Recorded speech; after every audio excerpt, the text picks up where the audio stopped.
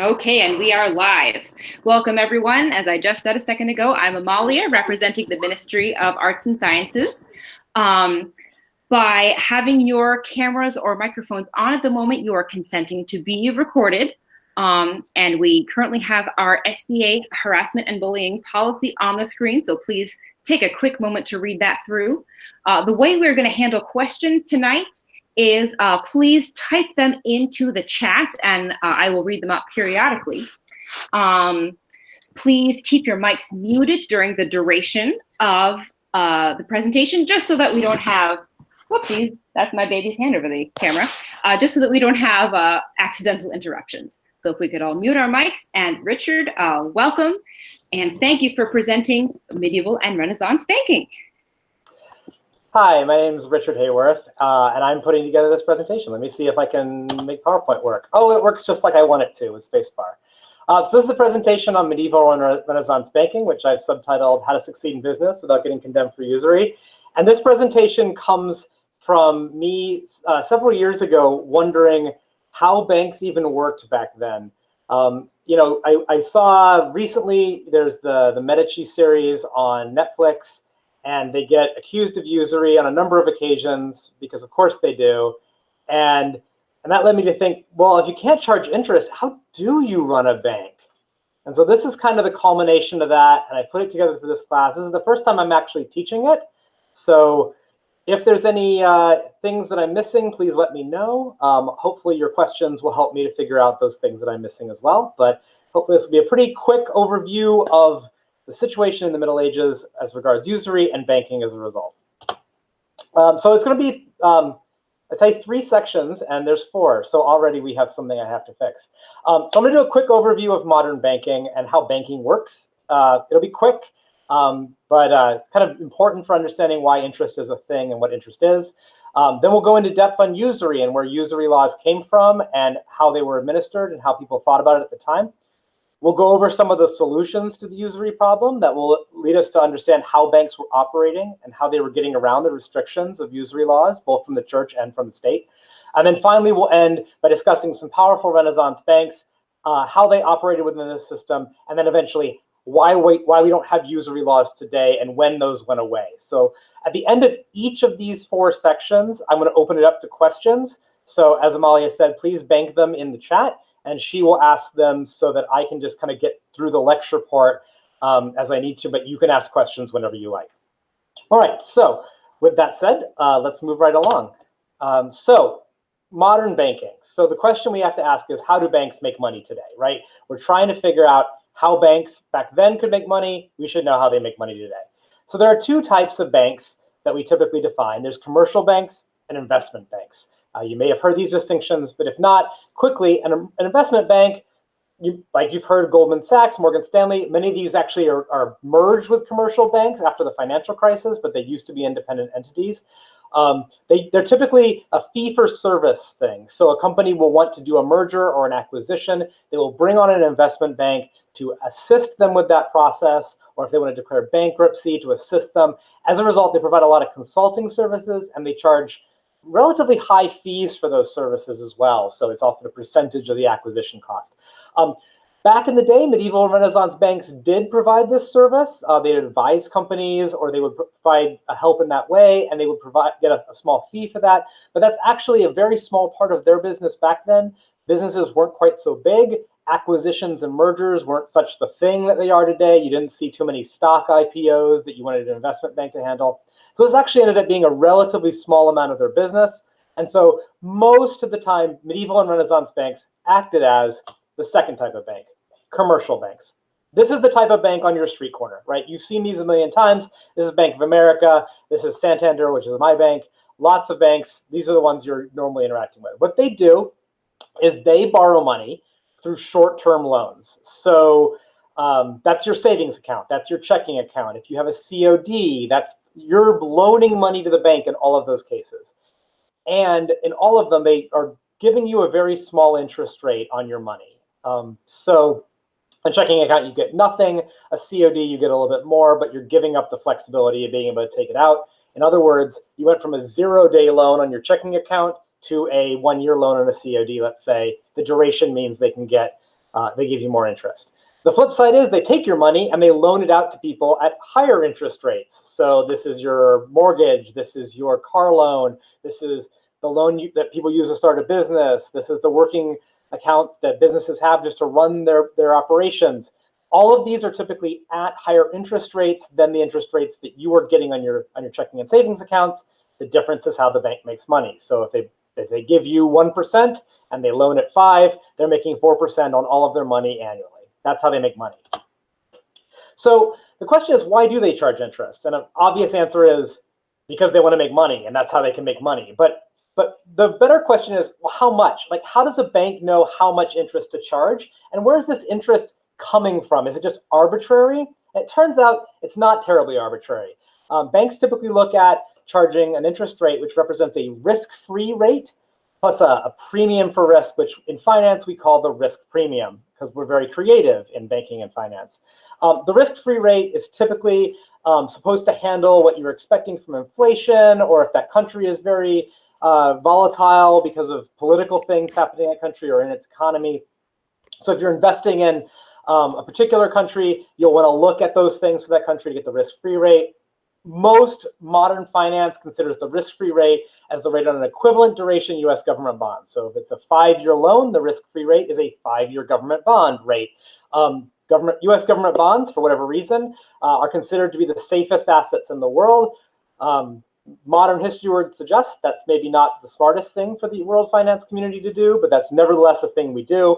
And so we typically use that to be the risk-free rate, or what would the rate be if there was no risk, if we knew this would be perfect. And so that's going to bring up the first problem with this usury thing where we don't charge interest, is that today we acknowledge that even if there is no risk, you still charge interest because there's some risk, and that risk is inflation, which of course was a major problem in the Middle Ages, like it is today. For risks, for banks, they define it in 3 ways. Credit risk, which is that whether or not you're going to pay them back. Interest rate risk, which is if the interest rates change, which is very complicated math, and we're not going to get into it. And liquidity risk, which is, it's that bank run problem. If you come to the bank and you demand all of your savings immediately and everybody else you know does that, the bank's going to run out of money because all their money is loaned out to other people and they can't handle that. So they try to keep some money on hand. That means that 5% minus 1% profit they're making is reduced by the amount that they keep on hand, which is earning nothing. So they want to keep a little bit more on your interest to make up for that risk that they're having to face. The one we're really going to look at here is credit risk, because this is really important. So here's a little math. Let's say you want to borrow $1,000 today and you're going to pay me back in a year. We're going to assume that credit risk is the only thing that happens. And we're going to say you are mostly likely to pay me back. You're about a 90% chance to pay me back. So I should expect in a year to get 10% times 0 and whatever you're going to pay me times 90%, right? This is basically just a weighted average, just like when you were calculating your GPA back in high school or in college. So we look at it and we go, well, what do I need to get that payment at to get my $1,000 back at 90% chance? And so the answer is I need to charge you $1,111. And that times 90% means I should expect to get my $1,000 back, right? So that's me breaking even, given the fact that there's a 10% chance you're not going to repay me, and I want my weighted average to be the money I loaned you, right? But that's an 11.1% rate of interest on a 1-year loan. That's a really high rate of interest, which might suggest to you that the low interest rates you're paying on loans these days are reflecting the fact that you are much more likely than 90% to pay back your loan, and banks know that. But it does suggest that if there is a risk of lack of repayment, the bank charges interest not only because they're trying to make a profit, but also because they're trying not to lose money on lack of repayment. So that's modern banking. That's really, really brief and really, really fast. There's so much more detail I could get into, and I know if there's any finance people out there, they're going to kill my equations for simplicity. But we'll stop here and we'll see if there's any questions. Okay, so far there's nothing in the chat. I will let you know if anything comes up. Excellent. No one wants to know about modern banking. Don't blame you. All right. So that means we can bring it back, and let's talk about the Middle Ages now. So the first thing to assume is that everything I just said is illegal. Under the usury laws, you could not charge interest of any amount, not the risk-free rate, not credit risk, not interest rate risk, liquidity risk, not profit seeking, nothing. Asking for anything more than the exact amount that you loaned was illegal. And not only illegal, but you thought it was going to get you into hell. And so, you know, when I've talked about this presentation to people, one of the things I get back is that, well, what did banks do about usury? They didn't worry about it, and they just did it anyway on the side. And that's not actually one of the things I found in my research. Most bankers, at least those of the upper classes who were having large-scale operations like you'd expect from the Medici or similar families, genuinely cared about the status of their souls. And in fact, they would donate heavily to the churches to try to come up and deal with the guilt they felt for these edge cases that we're going to go into later. So usury helps out in the early church. So the definition we have here is the exactation of interest or any specified return beyond the principal value of the loan. So this goes back to, I loan you 1,000. The only thing I can ask back is another 1,000, even if there's a chance you're not going to be repaying me. So this comes up in the Bible. Genesis 3:19 says man should live by the sweat of his brow. So this implies only my labor should get me money. Luke 6:35 says you should lend expecting nothing in return. So these are pretty clear rules from the Bible on how you should not charge interest. This got debated in various councils. You can see the Third Lateran Council here said, all right, if you're going to be usurer, you're going to be excommunicated and you don't get to be buried in consecrated ground. You're guaranteed to go to hell. The Fourth Lateral Council decided to bring in some anti-Semitism. As we know from plays like The Merchant of Venice, Jews were often the lenders of choice for Christians in this time because Christians weren't loaning money in banks very often. That led church people to engage in some anti-Semitism, say, well, if Jews are the ones lending for interest, then it must be bad. And so there's the Fourth Lateral Council doing that in 1215. In 1234, we have Pope Gregory IX looking back and confirming these, and in fact says that if you don't expel usurers from your territory, you yourself as the state are to blame for this. And what's driving a lot of these discussions are really the movement from the Franciscans and the Dominicans. I have them at the bottom here because they were really, really opposed to usury and had a lot of political power, which they used to push out these laws, these rulings, and to have these issues discussed in these councils. So some of the reason that the church did this is because the Catholic Church at this time was heavily bound to Aristotle. And this is not the only thing. Many of you, I'm sure, know that Aristotle's teachings became the basis for things like geocentrism and the lack of a vacuum. But here we have Aristotle again. And so we have this quote here where he says that the idea is that money is only supposed to be used in exchange and that money should not give birth to new money, right? So I shouldn't be able to make profits just off the money I have. So this is what interest would be. If I loan you money and I make more money back, I've made money, but I haven't done anything. I haven't exchanged a good with you. So scholastic scholars in the time of Aristotle said that money was sterile. It couldn't give birth to anyone else. And so then this leads to the idea that if I've charged you money and money can't give birth to money, that money I have gained in interest must be theft. I have, in fact, robbed you of this. And so you see St. Ambrose of Milan here. We also see this coming into the Justinian Code in the Eastern Roman Empire, where the idea was that if I give you a loan, that money now belongs to you. And so if I ask for anything back, I'm, again, stealing that additional money because I transferred ownership of my money to you when I made the loan. I can't ask for anything back. I have no further claim on it other than your goodwill in giving it back to me. So we have some more people talking about usury as we move forward in time. Thomas Aquinas said that charging interest was not only a sin against charity, but also against commutative justice and natural law. It's a mortal sin. If you even hope for interest, the idea that I'm going to loan you money and you're going to give it back, and then you're just going to give a little on the top as a thank you for loaning money, even that is bad because of this lack of justice, this robbery. The Council of Vienne in 1312 made it so that anybody who permits usury by statute is now just as guilty as that. In fact, if you even suggest it is not a sin, you are a heretic. So now we've gone from usurers will be excommunicated to princes who allow usury will be punished, to anybody who even says that maybe the usury laws are a little crazy will also be excommunicated, will be a heretic, will go to hell. So nobody questions this. This is not to be questioned by anyone, and the power of the church at this time is extremely strong. So usury is a big deal. You don't want to get caught up in this. All right, and of course we have to include Dante's Inferno, who poetically and graphically here on this page places usurers on the bottom level of hell, deeper into hell than violent murderers, violent suicide, and blasphemers. Usurers are as bad as he could imagine, and you can see poetically he does so quite viciously. All right, so there are a few built-in exceptions to usury laws as promoted by the church. So the first exception, which is most people are familiar with, are Jewish people. Jewish people were loaning money in this time, and so they're generally considered the exception. Oh, if you can't go to a Christian bank to get money, you'll go to the Jewish people. And they were governed by this passage in Deuteronomy, which says you should not charge interest to your brother or anything, but you can to a foreigner. And so at the time in the Middle Ages, the Jewish community interpreted this to say that you could not charge interest to other Jews, but you could charge interest to Christians.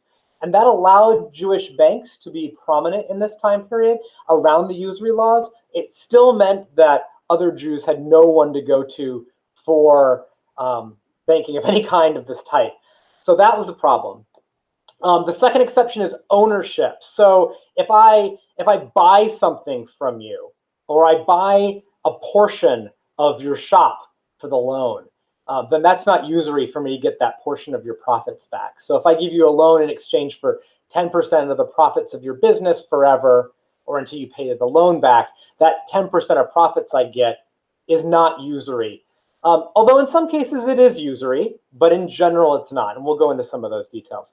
The other thing is I can charge a poena dentori, a penalty for late payment. So if you fail to repay on time, I can charge you a fee. Of course, we can't pre-agree that you're going to do that so that I can charge you interest. That would be usury. And this is something that cropped up and was immediately shut down by the church. People saying, I know the loan is due in January, but I'm going to pay you in February so you can charge me a late fee, because if you don't, you won't give me the loan. So that's an exception, but only if it's unintentional. And so then we have the damnum emergem, compensation for damages incurred for not having the money. So this is an example of my bank burned down, and I would have repaired it if you had paid back the money. So I can charge you a little bit more to help cover the damages I suffered on my bank while I wasn't able to fix it. And that's mostly okay, but people consider there's a lot of questions about that. How much am I really bound to helping out my bank for their misfortune? How much of their misfortune is really on me? And this goes through the law courts at the time. The last one, the Lucrum Cesson, is foregone potential gain. So this is, if I hadn't loaned you the money, I could have used the money and started a business. That business would have made profits. You should pay me those profits in addition to your money back, which is very similar to the way we think of opportunity costs today in economics and how we think of charging interest, in fact. So this becomes very, very close to interest. And so this already has got some problems. It contradicts the sterility of money that Aristotle is suggesting. Aquinas and other theologians reject the idea of Lucrum Cesson. They say if we fix it, if we make a plan that knows that I'm going to say this, if I say to you, look, I can make 10% on this money if not for you, so you're going to have to owe me a Lucrum Cesson at 10% when you repay the money. All right, that's just interest and usury, and no, you're not fooling anybody. So they say this is not okay. But we go back and forth on this, right? So you see Olavi here saying that invested money is fruitful in itself. Investing in a company is not sterile. And we start questioning the sterility idea of money. By the 15th century, you can see we're starting to have theologians saying, all right, look, as long as you're using the money to help charity, or you're using the interest to support a charitable cause, right, that's okay. And you start seeing people who then, of course, work the exceptions, and they start giving a certain portion of their profits to charity, claim that was entirely their interest. And so you start having problems with that, which leads people to be more doubtful of it. And so we have this never be counseled idea, right? Or you can't be hoping to gain and then charity make up a loan. You see a lot of these rulings are about like, the church says you can't do this, but people want to borrow money and people don't want to lend money if they aren't going to make any money on it. And so we find an exception and then we have a new ruling, and then we find an exception and a new ruling. Eventually, the church will recognize the Lucrum Cesson exception in 1642, which we will find by the end of this presentation is long after usury is a legal issue in most countries. The church was a little bit slower to adapt that at this point, but this is the church justification now that allows interest to be charged on loans today. The state justification is slightly different. All right, so this leaves us in a world without interest, right? So credit risk still exists. If you have a 90% chance to repay me and a 10% chance that you don't, why would I ever loan you money at the same amount you're going to give me back? I'm just taking all the risk and getting nothing for it. I'm not getting any gain for this. In fact, if the only people who you can get a loan from are, let's say, an unprivileged minority like the Jewish people, and you are part of a privileged majority, maybe you just say they're a usurer and you refuse to pay them. My example here is the Merchant of Venice. That's exactly what happens at the end of this play. We may consider that the interest charged in that play was ridiculous, but at the end of that play, our Jewish banker is condemned. He doesn't get his money back. He is forced to convert to Christianity violently. That was common at the time for banks to experience because they could be easily charged with usuries, which leads me to my 4 questions. Why would anyone loan money?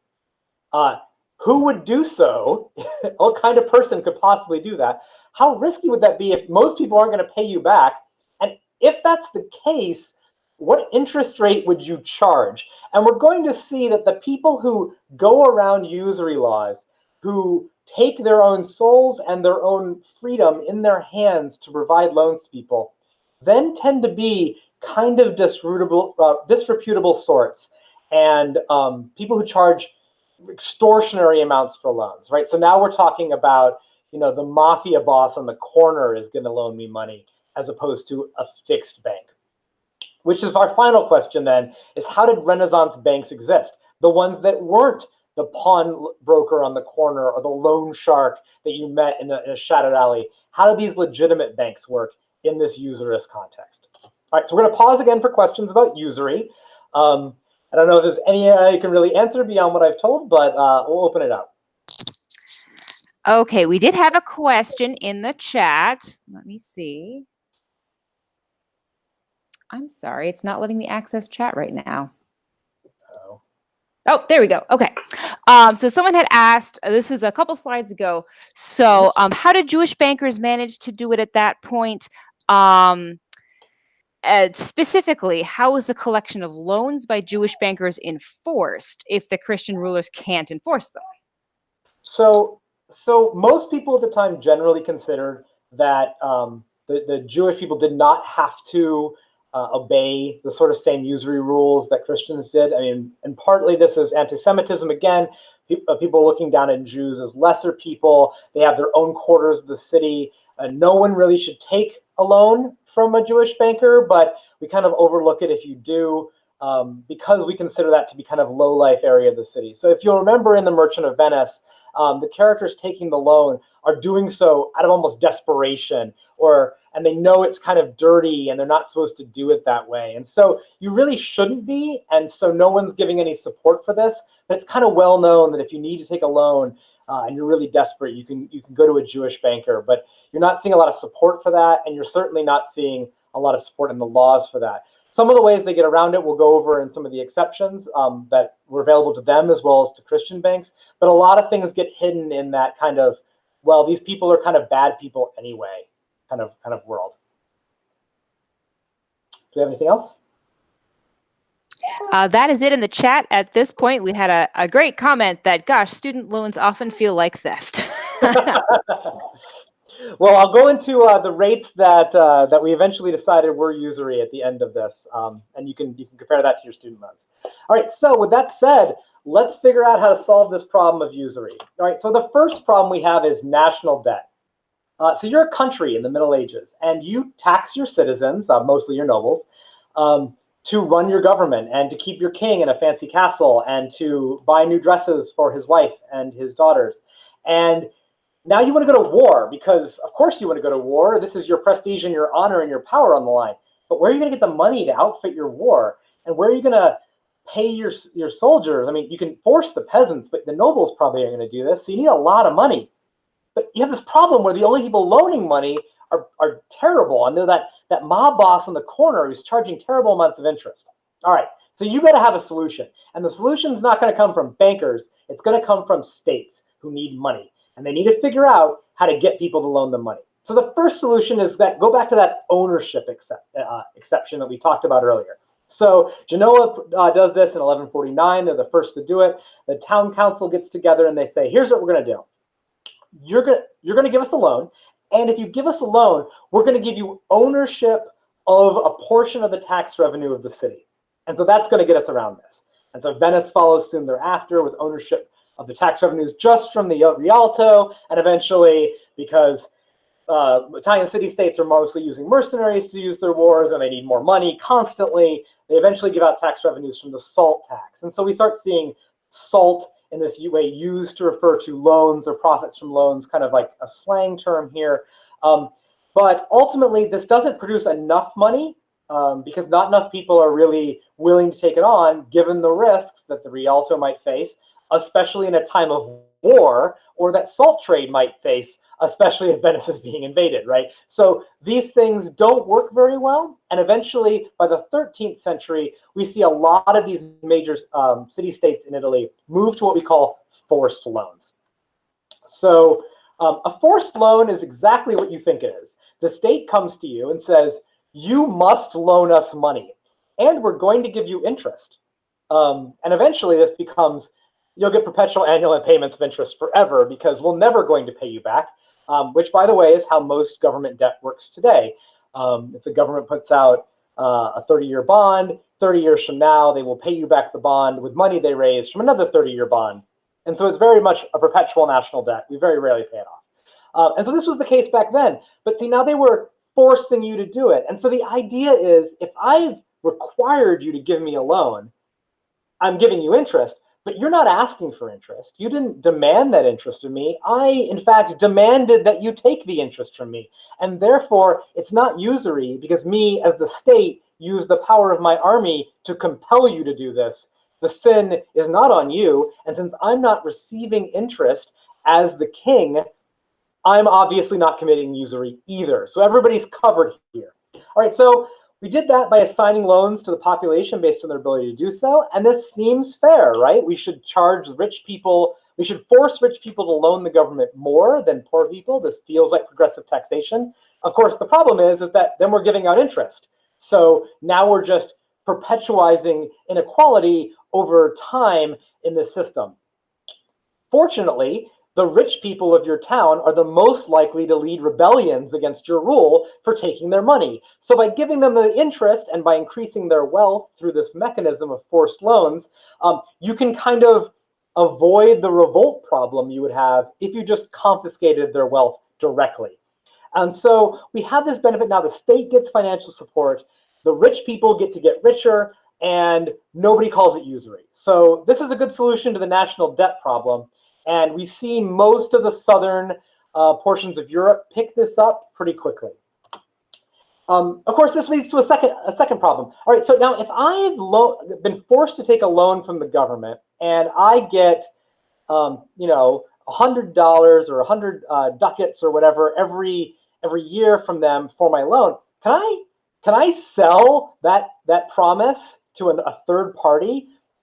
Why can't I do that? In fact, can I sell it for less than the money that I originally loaned the government, which would mean that the person I'm selling it to is going to receive a higher amount than the original interest rate. So now we have to ask, is that usury? Because now that I have a contract with my government, I can buy and sell that contract, right? And I might be desperate for cash. I might sell it for a lower amount than my original principal. All right, so now the church has to go look at this.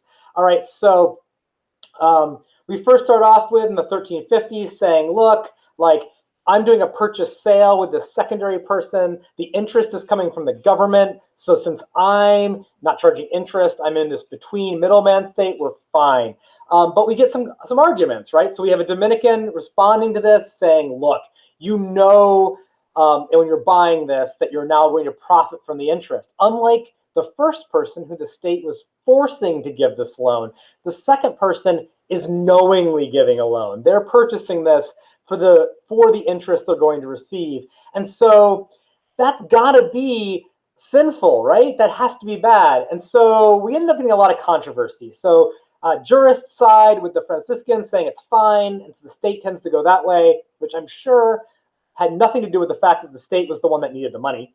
But theologians tend to side with the Dominican point of view and say that this is bad. The net effect is that people really weren't certain what to think. Rich people who had money to spend really didn't want to do things with that. They didn't want to sell it. So even descendants, many generations later, who were still receiving this stream of payment from the government, felt uncomfortable selling it because they might be tainted with the idea of usury, and they were worried about their immortal souls, so they didn't.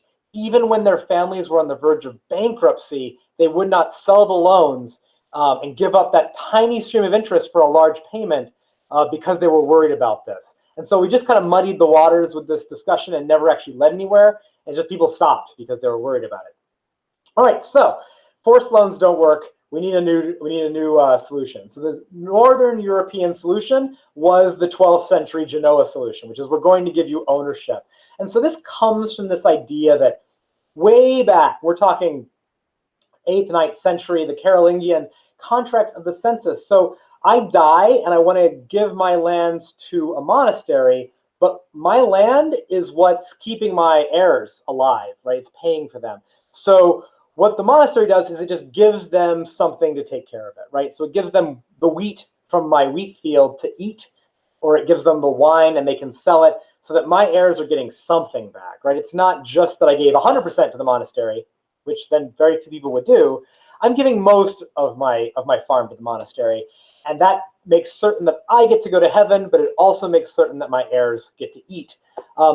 Obviously, shipping over wheat or wine becomes a pain, especially when people are donating to monasteries that might be outside of their country's jurisdiction, especially when country borders were changing. It also becomes a problem if you're doing it to a prominent monastery that you went on a pilgrimage to far away.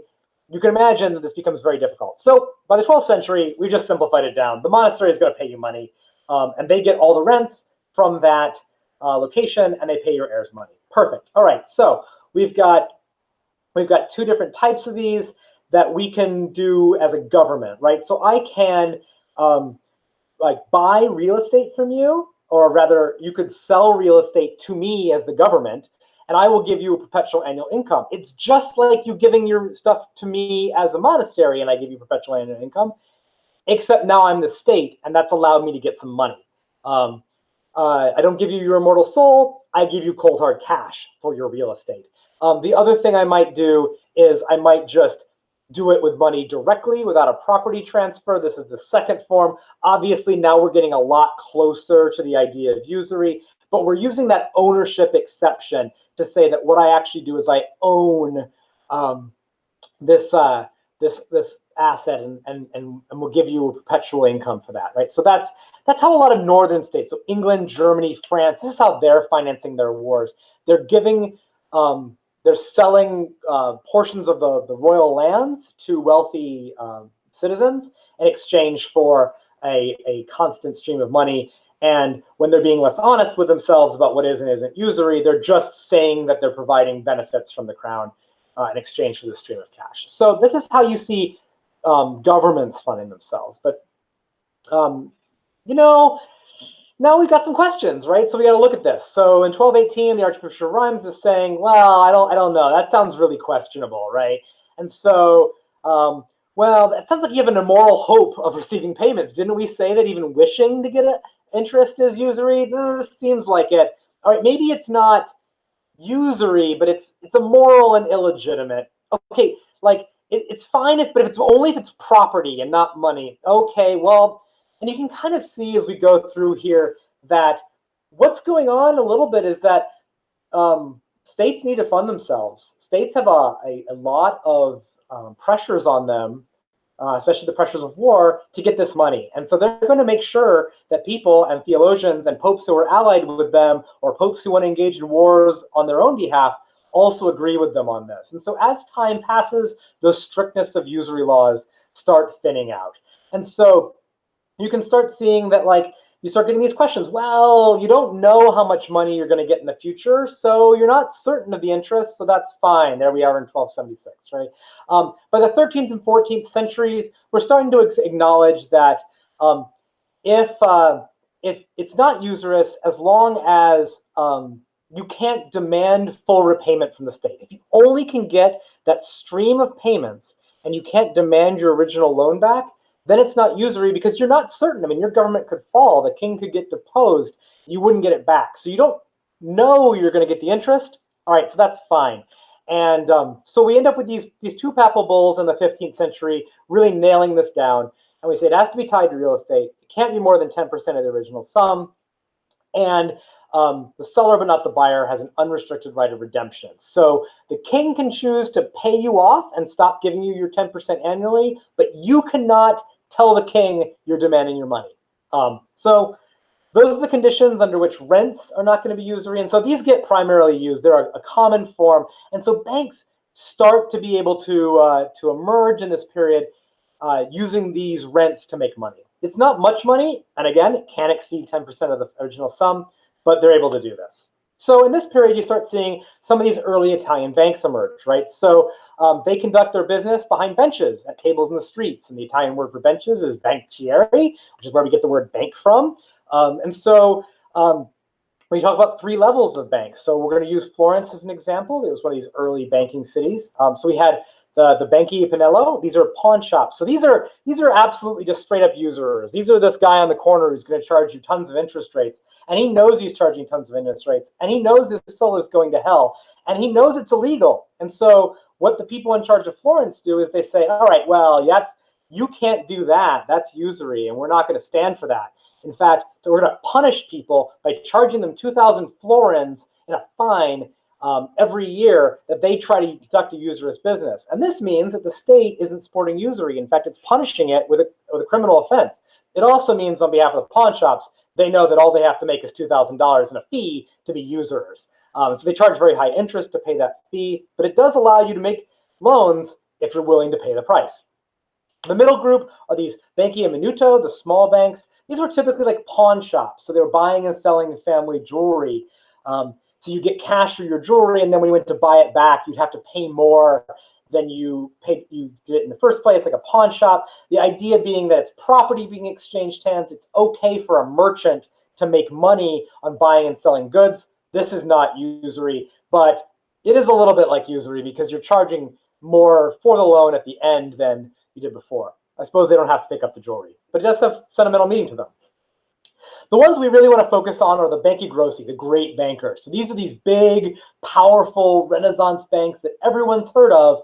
And we want to look about how these banks are making money. Because as we said, the rents and the forced loans just really aren't doing it, especially once that secondary market dies. So in the early 14th century, we got three powerful Florentine banking houses, the Bardi, the Perucci, and the Aniculoi. And then Italians are going to have to kill me because I can't pronounce things.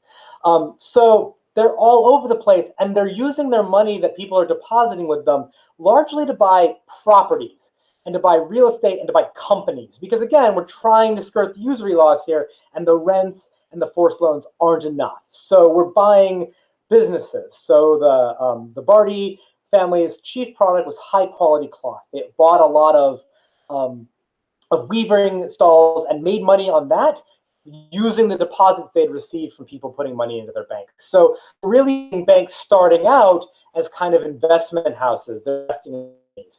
But by the 30s, all three of these banks essentially cease to exist. They do linger on, and in fact will for many centuries, but nothing about the prestige and power that they had. And when we talk about the prestige and power they had, I want to make sure I'm clear, it was a lot. We think of the Medici Bank as being this big and powerful bank.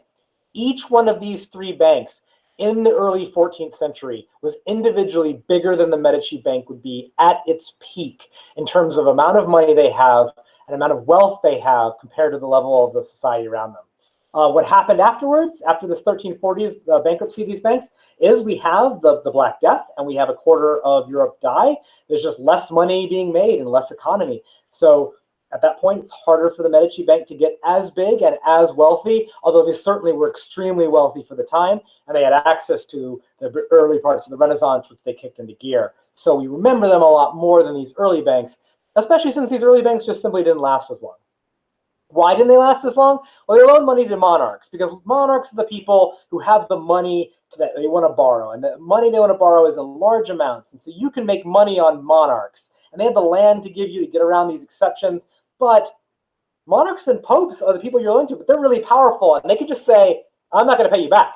I just can't do it. And that's in fact what happened with King Edward III and King Robert of Naples. They both decided that paying back these loans was not something they could do. They'd lost their wars, and they just refused to pay them back. And those banks immediately had to declare bankruptcy. They were gone, or their power was greatly diminished. All their wealth was lost. So this is really dangerous for a bank. What do you do about this problem?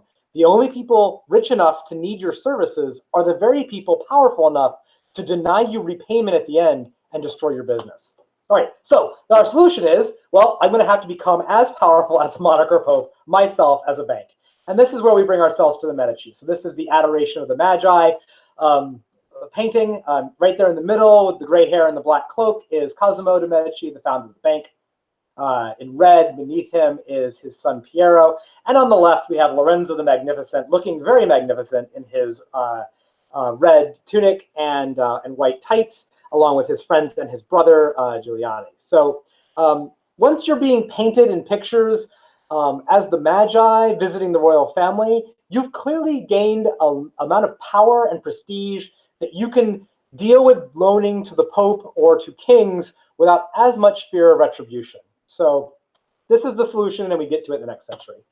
All right, so how did the Medici get so powerful? How did they get so wealthy? What was their mechanism for getting around this usury problem? And this is the really interesting one. So we have this thing called the Bill of Exchange. All right, I know I promised we were done with modern banking, but I'm going to have to explain some stuff. So this is a modern finance concept called the cash conversion cycle. So let's say you run a company that makes high-pressure stainless steel steam boilers for nuclear power plants. This is 100% a joke on two things. One, I was in the Navy, and so I worked on a nuclear submarine. And two, I used to work at an insurance company that insured high-pressure stainless steel steam boilers. And so it seems like a small business. That's why I'm using it here. So if you're doing this, the first thing you do is you buy steel. And typically, businesses will extend each other credit, so you have 30 days to pay them. You don't pay them any extra, but they give you 30 days. It's just common, and since everybody's doing that, if you didn't give people 30 days, if you were selling to another business, they would just go to one of your competitors who will. So it's typical you have 30 days to pay them back. So you get the steel, you got a 30-day timer going. At this point, you're going to make your steel into a steam boiler. It's going to sit in your inventory for a little bit, and then you're going to sell it to a nuclear power plant. And that nuclear power plant's also a business, so you probably give them the same 30 days. So there's this gap in time where you don't have the money, right? So we can calculate that, right? It's the time it took you to make the boiler, plus the time it took you to find someone to buy it, plus that 30 days you gave the buyer, minus the 30 days you got from the steel producer in the first place. All right, so that might be, for many businesses, it might be 2 months. For a steel boiler maker, it might be years where they're out that cash. Where do they get that cash? Well, they're going to borrow it from a bank. So these are the most common loans that businesses take from banks. It's not buying new factories. It's not setting up production. It's these kind of working capital loans that just kind of fund their business so they can buy inventory and sell it, and they don't lose the money while it's sitting on the shelf. So this is super important. And so as the middle class starts forming in the 15th century, these needs starts being apparent for merchants as they get bigger and they get more prosperous. They need these working capital loans, these just couple of months to fund my inventory until I sell it. And so the Medici Bank is there for that purpose. So here we talk about, we're a clothing merchant in 15th century Florence. I'm going to buy cloth from the weaver. I'm going to turn it into clothing. I'm going to sell it to wealthy people. I got 90 days. I need to do this. So I need to get that money. I go to the Medici Bank. What they do is they give me the florins to buy the cloth. I make a promise that I'm going to pay them the exact same sum I borrowed in 90 days in London, in English pounds, at a set exchange rate that we set right now. So it's not usury because I'm giving back the exact sum. I send a letter to the person I have in London, and he pays the Medici Bank that agreed upon sum at the agreed upon exchange rate. And then the Medici Bank sends the money in London, sends the money back to Florence where they convert it into Florence. All right, so the Medici Bank makes money on that set agreed upon exchange rate before we're going into business, right? So we know what the pound florin exchange rate is right now. And so what they do is they just set it that when we agree upon highly in their favor. So I'm paying them back the exact amount I borrowed at that exchange rate, but that exchange rate is very unfair to me. And that difference is how the Medici Bank makes their money on these bills of exchange. Now, it's not entirely risk-free for the Medici, right? It would be considered usury if, when it came back from London to Florence, we also agreed upon that exchange rate, because now it's locked in. But given that there's a risk that the exchange rate will fluctuate on it while it's on its way back from London to Florence, it's not considered usury. Of course, to cover the chance that that might change, the Medici asked for even more interest. So most scholars who look at this actually think that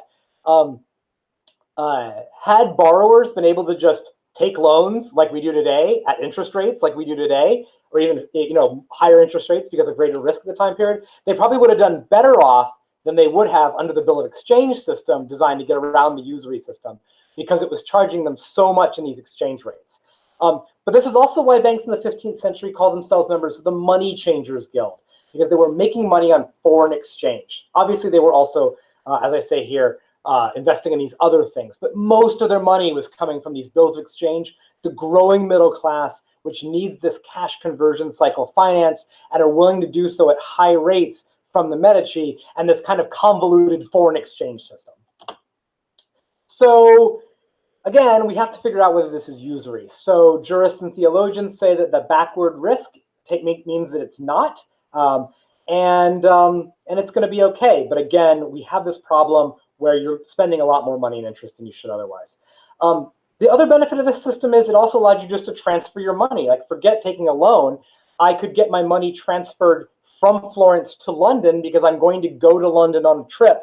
And there's a lot of bandits, there's a lot of wars. It's dangerous to carry my money in gold form. I'd much rather carry a letter to the bank in London saying I can borrow this money. And so I would go to the Medici Bank in Florence and they would say, sure, you can get your money. Give it to us now. You can get your money there to set exchange rate that we're going to set highly in our favor. So I would lose a bunch of money. Yes, maybe 20% of my money, maybe 30% of my money.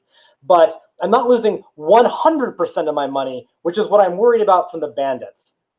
And so this leads to a phrase we have in finance, which is that on some occasions, you are not worried about the return on your money. You are worried about the return of your money. And so that's what people who are doing travel in this time period are doing. All right, so those are the main usury solutions done by banks in that time period, and it's how the Medici Bank became so rich and powerful. So I'm going to pause for a second, partly because I'm a little parched right now, I need a cough, but also, are there any questions? Yes, we have a bunch of questions now, so I will read them off. I think we have 5 at the moment. So first question is, what is the difference between ownership by creditors of XYZ and tax farming? So a little bit, there aren't a lot of differences. So a little bit, you think of the loan as kind of a contractual agreement where a tax is kind of imposed by the state. You can definitely do some of the manipulations there. All of this stuff is happening at a time when people are trying to figure it out. So the ownership solution is really that we know that we're going to get a set amount of taxing from this, but it's part of the, you're owning the bucket that is the taxes, not owning the taxes. It's a little weird. It's a little indirect. Again, all of this stuff is trying to get around laws that otherwise would exist. So you're trying to get these, it's all about getting these stages in so that you're not directly connecting people. I don't know if that's a good answer, but it's the best one I have right now. Okay, question number 2 is, would you say that the system of medieval forced loans has contributed to modern wealth inequality? So I think that you definitely see that, especially in Europe. I think I've read somewhere that if you were to take a list of the 50 richest last names in the 15th century and the 50 richest last names today in most European countries, you would find that more than half of those names appear on both lists. Being a rich merchant or a rich noble in the Middle Ages and the Renaissance had a high likelihood of contributing to being a rich family today. And a lot of it was, in fact, in that time period, this huge transfer of wealth from what was a young middle class yearning to be born to the nobility and the ones who already had existing wealth. It's kind of a natural state that people who have money will want to keep being the richest people and will want to keep other people down. Forced loans helps them use their state power to do that. Consider that forced loans are coming largely from Italian city-states, many of which are republics, with only voters and only members of their council are the richest people in town. So was this a way to influence inequality for themselves and generations to follow? Absolutely. They knew what they were doing when they made these laws, and they knew that this was a mechanism not only to get around usury prohibitions, but to enrich themselves. Okay, question number 3. How many of the theologians in favor of lending money being okay had relatives who were bankers? That's an excellent question. I don't know the answer to that, but I wouldn't be surprised if the answer is more than one. As we'll see, having a lot of money in a church system that lets you buy your way into cardinal rank definitely produces some corruption between and back and forth. I would not be surprised if that was one of the things encouraging them. Okay, question number 4. Is the selling of the loan for a lump sum similar to what J.G. Wentworth does in the modern era? I mean, a little bit. That secondary market thing, yeah.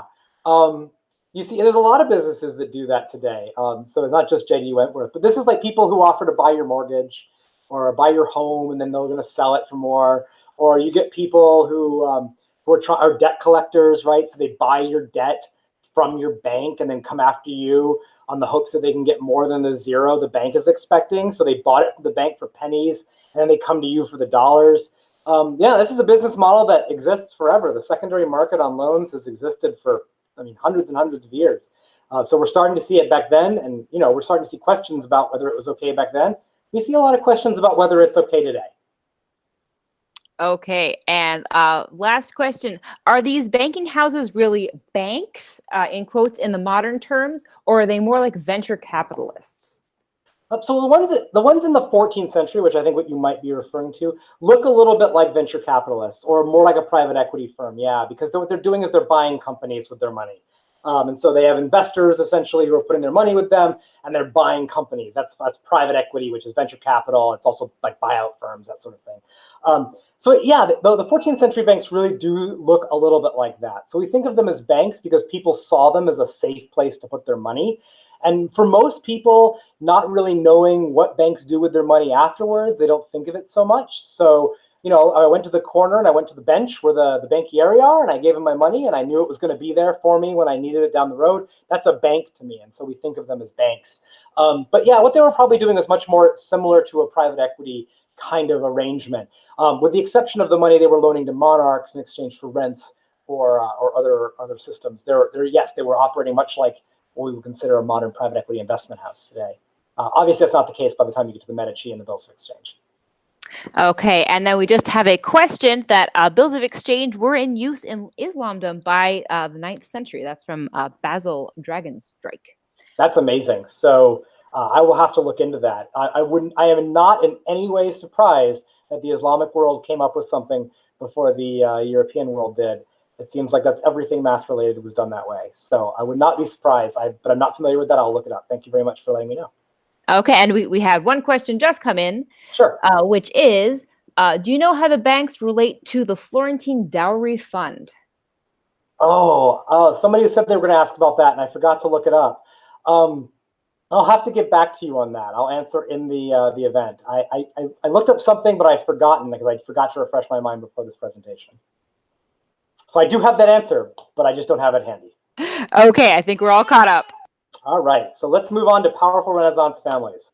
All right, so we're starting with the Medici. They're kind of the big prominent ones. So the Medici Bank is founded by Giovanni de' Medici in 1397. And Giovanni is really a genius for figuring out these sorts of things. And so he starts off with 20,000 florins in 1397, and 23 years later, with 17 employees, he's making 6,300 florins a year, about 32% of his money every year. He's just making money hand over fist. When I was saying that these bills of exchange were being done at very favorable interest rates to the Medici, this is the kind of very favorable we're talking about. So, and part of the reason he was able to do this is because he was keeping extensive financial records. So I considered having this presentation include things about the birth of accounting. You were all very fortunate that's not going to be in this presentation, because otherwise it would be very long. We're already at an hour. So I wanted to keep it short. We won't talk about the birth of accounting, but the birth of double book accounting is nevertheless happening at this time period, which is enabling Giovanni and his heirs to maintain exceedingly accurate financial records, which allow them to do this kind of very complicated transfer to London, back to Florence, over to Milan, this movement of money that they're making money on. You have to keep very good records to do this. So 61 years after Giovanni founds that bank, we have Pope Pius II writing about Giovanni's son Cosimo that all political questions are settled at his house. He chooses who holds office, he decides who holds peace and war and controls the law. He's king in everything but name. So we have this, by 1458, the bank has been rich and powerful enough and effective enough that the Medici are running Florence, and in fact are running a lot of politics in Italy as a whole. They're incredibly powerful, and now that means that banks have the power to stand toe-to-toe with kings and popes who might refuse to repay them. So this was our solution to our problem we had before, is this. So I did pull this up. This is what remains of my Maybe I'll Teach Accounting course. These are some pictures from some Medici accounting ledgers from the 15th century. These are in Harvard Business School. I've actually seen these, which is one of the highlights of my historical viewing, which is a very nerdy thing to say, that I'm into accounting that way. Many people who aren't familiar with accounting might be familiar with the concept of debits and credits. We like to teach those in accounting as they just mean left and right. But if you look at these books and you see the numbers down the left and right sides, you'll see where that comes from, the left and right, debits and credits. Double book accounting was you wrote an entry and you wrote something to the left and you wrote something to the right. We typically don't do that now, but these are the books that are the basics of this, and these come from the 15th century. I thought those were really interesting, and I wanted to show this picture. All right, so we move on from Giovanni and Cosimo. Cosimo is the father of his country to Florence. He made Florence what it is today. He finished the dome of the Duomo in Florence. He's highly regarded. His son, Piero, known as Piero the Gouty, would suggest to you that is not quite so famous, famous mostly for his illness. He didn't manage the bank very well, and he left it to his son Lorenzo. And Lorenzo is a very, very famous person in Florentine history, but not so much interested in banking. He's a big politician. He gets very involved in Florentine politics. He gets very involved in art. He's creating Michelangelo and the Renaissance in general through his patronage of art. An incredible man for politics. Many might say a tyrant, but in his politics. But in the bank, he's mostly just hoping the bank's going to fund all this ideas, and he's not paying the sign of attention that his father, his grandfather, and his great-grandfather were to the bank. So the branch managers start becoming powerful. They're less closely supervised. You're starting to see some problems here. This is an uncommon, we see that a lot in the financial crisis, 2009. We saw Barings Bank, a 300-year-old bank that saved the Kingdom of England from financial ruin in the 16th century, was brought down in the late 90s by one trader in Singapore who wasn't following instructions and wasn't monitored very well. So this is a constant problem. Lorenzo had this problem as well. Of course, the 15th century was also a much more violent time than the 14th had been. I mean, everybody wasn't dying of plague, so why not go to war? And that causes foreign exchange to be much more volatile. And remember, the Medici were still on the hook for that trade back to Florence. And so that started to cut into their profits. And of course, the age-old problem was that even with all this political power, there were still monarchs who were more powerful than them. And so as you get richer as a bank, you start loaning to richer and more powerful monarchs, and you trip yourself up. So in this case, they loaned to Charles the Bull, Duke of Burgundy, and King Edward IV, and they didn't get repaid. And that cost them a lot of money. And so in the late 15th century, you start seeing the Medici's money starting to dry up. Without money, it's hard to maintain your political empire. Your enemies become more powerful. This isn't a history of the Medici, so we're not going to talk about murders and gang violence and the craziness going on. But as a result of this weakening of power, we see the Medici in 1494 expelled from Florence, all of their property confiscated as the French invade. They will come back decades later at the invitation of Florence to rerun the city, but they will do so then as nobles and not as bankers, as dukes of Florence, which is an entirely different issue and outside the realm of this slideshow. Let's talk about some other families. So the Fuggers in Germany took over much of the Medici banking infrastructure in the rest of Europe after the Medici were gone. But they went back to this kind of, we describe this kind of private equity idea. They invested a lot of their money in mining. So they bought a lot of mines and used that money then to buy themselves other honors, such as in 1525, they bought a bunch of Spanish orders of knighthood, which came with constant money coming in from the Spanish royal family. They also bought a lot of these mercury and silver mines. They had huge investments in mines across Europe and eventually in the New World that was funding their operations and that they were using to kind of fund the bank. So less loaning money to merchants, although there was certainly some of that, and more taking the inflows of money and the need of people to transport money and the money exchanging that people needed to do through the Medici Bank and using that to invest in real companies and real goods, in this case, in precious metals. We also started to see the Genoese syndicate starting to be born up in this time. So they would end up financing Philip II in the late 16th century.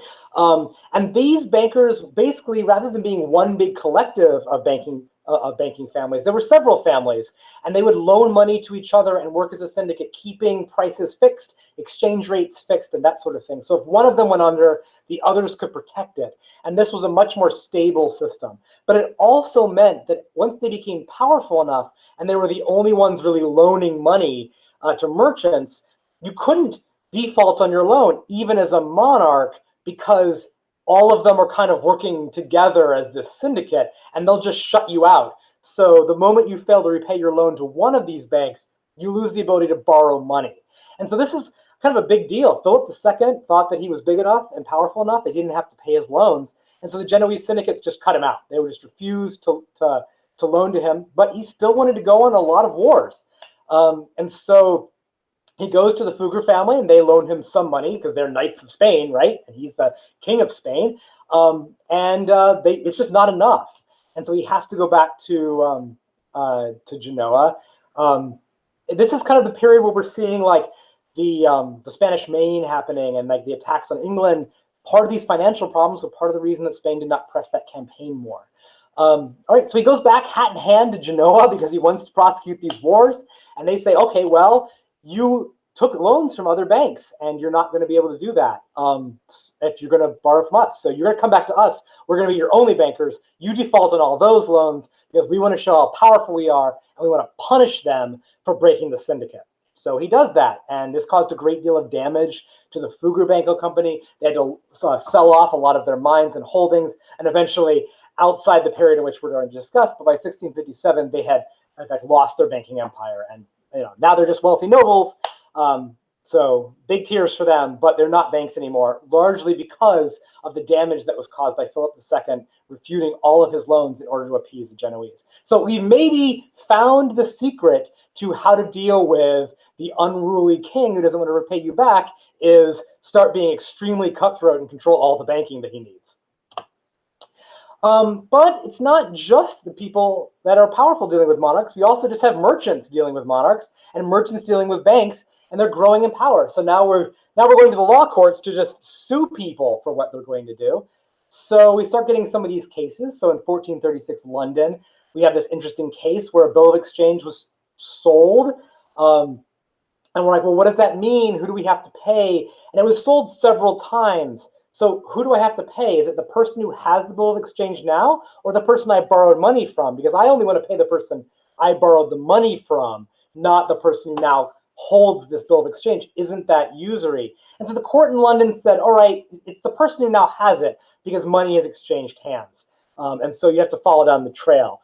Those of you who are old enough to have used checks may recall that you used to be able to sign a check on the back and then make it out to someone else, and you could pass around that paper check as though it was money. This is the court case that is the basis for that idea of passing around checks as though they are money. This gets strengthened over the years. So in 1507, we say that the bearer has the same rights as the original creditor, which means they can go and take the insolvent debtor to court, just like the original person could. By 1527, Flanders is saying you have all the rights, 100%. And in 1537, France is codifying this law. So now we're easily selling debts amongst the merchant classes. And once you're easily selling debts, you have this growing secondary market. And as we said earlier, when you have a growing secondary market, it becomes really easy to sell that for less than the value that you originally gave, because you might be desperate for money now. And that means that interest rates can grow, which means that now we're starting to have some trouble maintaining these usury laws, because we have this strong kind of bearer culture. Interest is able to be made on these things. So it's starting to break down, which leads us to the end of usury. So we said in that last slide that was like in the late 1530s, France had loosened their bearer laws to allow you to sell these things. It was like maybe 5-10 years later, they're immediately getting rid of usury laws all across France to say that it's just a loan of 12% or higher that is usury. Anything less than that is fine, and you can charge interest at that level. 1545, Henry VIII will enact similar legislation at 10%.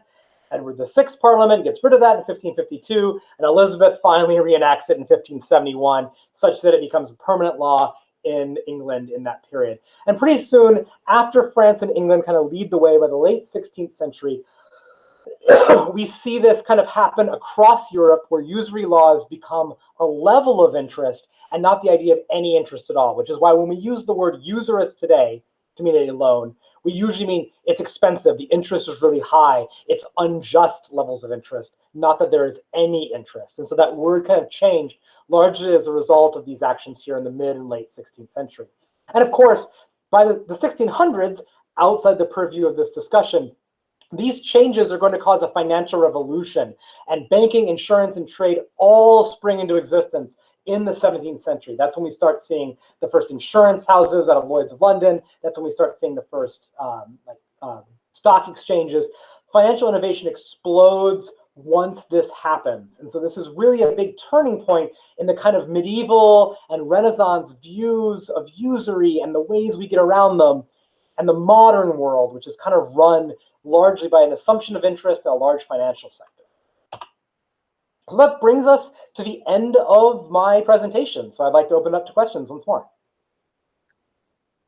All right, awesome. We don't have any questions in the chat right now, but would you like people to just unmute themselves and ask live at this point? Or do you want me to come back on video? I don't know if I have leave, right? Do I leave video when I present? For yourself, but for us, we see a little tiny square of you. Oh, so you did see me gesturing wildly. Excellent. So yeah, we'll open up to questions for video then, if anybody has them. Awesome. And we had someone note that they would like you to teach a class on the birth of accounting, which was excellent. I can do that. By several people. Yes. So, hint, hint. I would be happy to. That is a big topic, probably as big.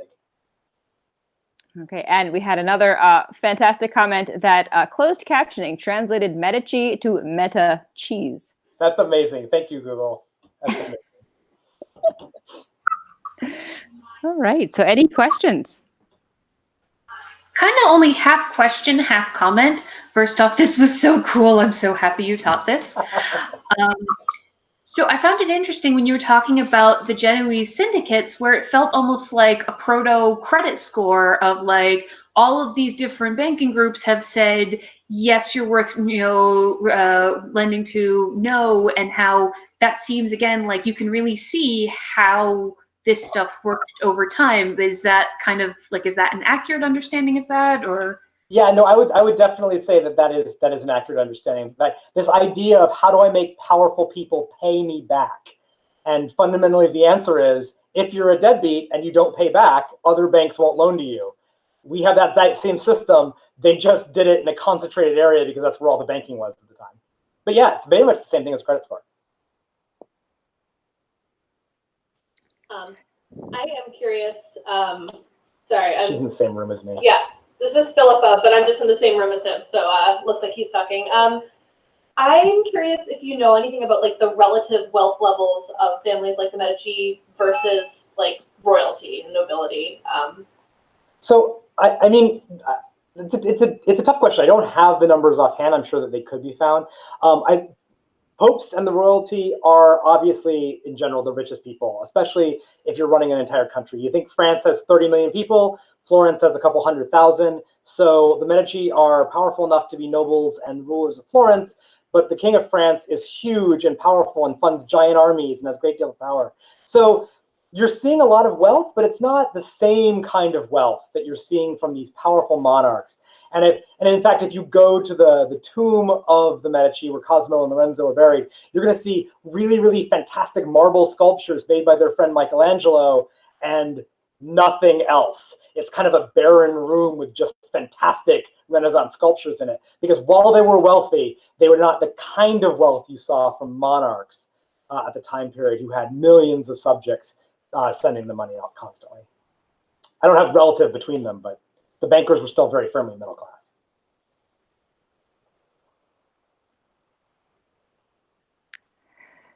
So I thought it was really cool. So the end, as you were talking about when banks were beginning to be established, because that's something I was curious about as I was researching goldwork embroidery, was that in Tudor England, one of the lecturers I had talked about was saying, you know, before banks were established in England, people used this as a way to store wealth, wearing literal gold and silver. And that made me think, gosh, well, when were banks established? So now I know. That's awesome. Yeah, so you could use foreign banks. You had like a foreign bank you could use, like the Medici Bank. But really, it's that mid-16th century when we allow loans and interest that it really takes off in England. You start seeing, in fact, a lot of the famous old banks in England pop up around that time in the 16th century. Yeah, I found it interesting because, again, as another textile person, where textiles intersects with banking, it happens actually pretty commonly. And one of my big passions is 15th century Florentine fashion. Specifically, one of the things that got me into it was the fact that these women's trousseaux, their dresses that they got for their, you know, marriage in the first year of it, often were seen as a way to show off, oh, look, we can hire mercenaries, but not just in the like, well, if I can afford to buy this dress, I could also afford this, but directly because you have all of these things of like, yes, and like I remember there was a letter of a husband writing to his wife saying, hey, I pissed off some people. I need you to pawn all of your jewelry so that we can hire people. And it's really interesting seeing how that intersects and how, as you're saying, the transition from those 1400s to the 1500s, how this all cycles over time. It was really neat. Yeah, and so that would have been those Bianchi Minutos, right? The small banks that were basically pawn shops, right? That were constantly doing banking through that. So you could take your expensive dress and convert it to cash immediately. It was a thriving business in Florence. Not huge, typically very small, family-run kind of pawn shops. But yeah.